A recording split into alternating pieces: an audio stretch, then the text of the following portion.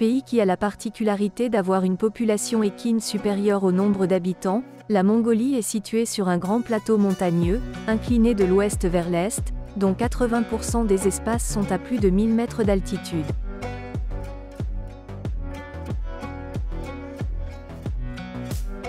Son climat est l'un des plus continentaux du monde, avec des températures qui descendent à moins 40 degrés Celsius en hiver et qui dépassent 40 degrés Celsius pendant l'été.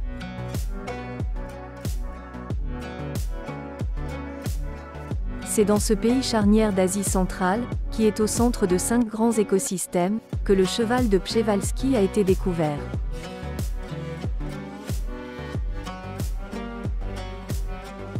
C'est Ispoliakov qui lui a donné son nom en 1881, inspiré par l'explorateur russe, Nikolaï Mikhailovitch Przewalski, qui a aperçu le cheval de Przewalski en 1879 dans les montagnes qui bordent le désert de Gobi, alors qu'il était considéré comme éteint.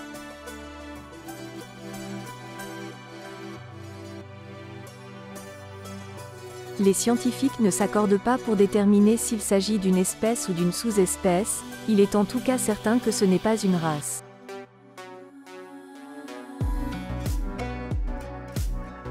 Si le cheval de Przewalski existe encore, c'est par le biais d'une réintroduction dans la nature, des chevaux qui vivaient en captivité dans les zoos.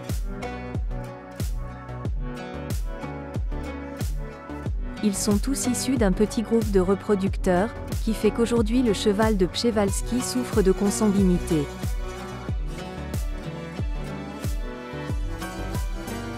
Le cheval de Przewalski descend d'un groupe génétique régional indépendant, originaire de la zone orientale des steppes eurasiennes, qui diffère de celui qui a donné naissance aux chevaux domestiques d'aujourd'hui. La morphologie du cheval de Przewalski est caractérisée par des traits primitifs. Il a une grosse tête, des yeux qui sont placés vers le haut et non sur les côtés comme les autres chevaux, des oreilles longues et un corps assez gros. Plus de 90% des chevaux souffrent d'une anomalie faciale qui est causée par une malformation des os du crâne, qui provoque un désalignement des dents, réduisant ainsi son espérance de vie. Son pelage, incorrectement défini comme Isabelle, est toujours bai avec le gène daim. Il a des marques primitives, un ventre et le bout du nez blanc et des extrémités foncées. Il a une taille de 1,20 m à 1,40 m, pour un poids de 200 à 300 kg.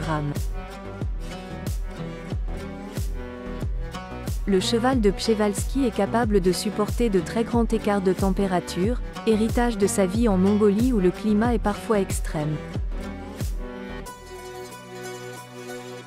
Cheval avec un instinct sauvage très développé, il se montre méfiant envers l'homme, à qui il doit sa disparition dans la nature à la fin des années 1960.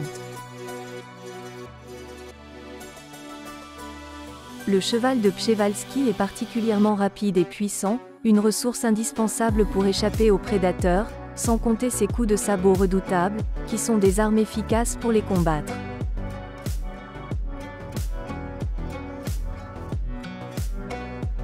Après de nombreuses tentatives, il est incontestable que le cheval de Przewalski ne se laisse pas dresser, il n'est donc pas possible de pratiquer une activité équestre avec lui. Constituant la plus ancienne population de chevaux vivant à l'état sauvage, il représente surtout un patrimoine dont la protection est cruciale, ce qui explique les efforts perpétués depuis 1990 pour le réintroduire dans la nature. Le cheval de Przewalski qui vivait autrefois sur la quasi-totalité de la Mongolie, est de nos jours présent dans le parc national de Koustin-Nourougou, dans le site de Tarim Tal dans le Gobi et à Komintal dans l'ouest du pays.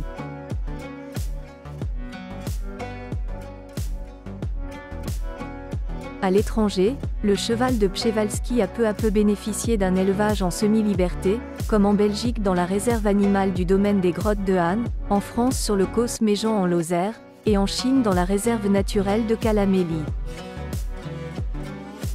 Il y a aujourd'hui 3 groupes de chevaux de Przewalski qui sont parvenus à vivre librement en Mongolie.